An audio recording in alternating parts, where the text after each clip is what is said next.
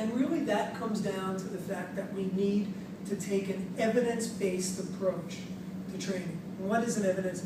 Anyone have an idea what we mean by an evidence-based approach? Research. Studies.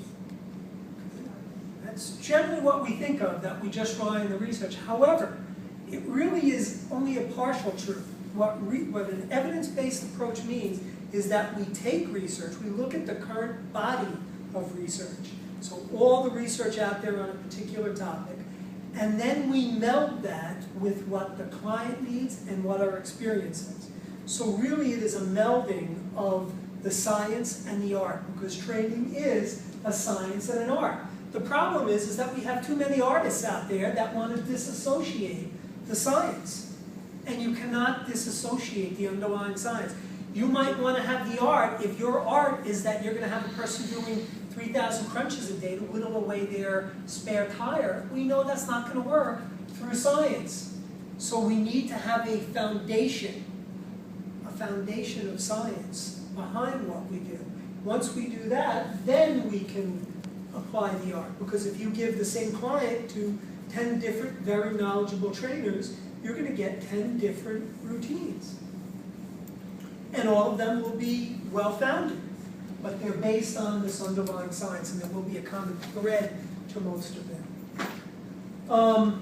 We also need to know that research never proves anything. One of the big issues that I have is people who try to use science for their own purposes. They'll quote one study. This new study comes out and they'll quote that, how this study shows us this. A study never proves anything. It is a piece of a puzzle. You can't have a study that generalizes to everything we do, and especially when it comes to exercise, because there's so many differences between individuals.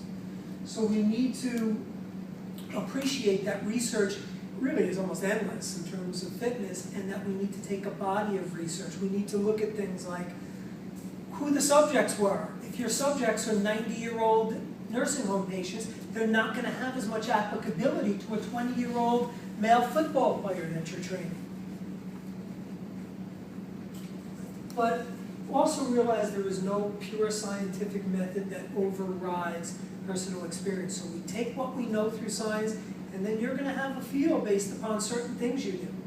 So as long as it has that grounded scientific approach, you then can and should be the artist.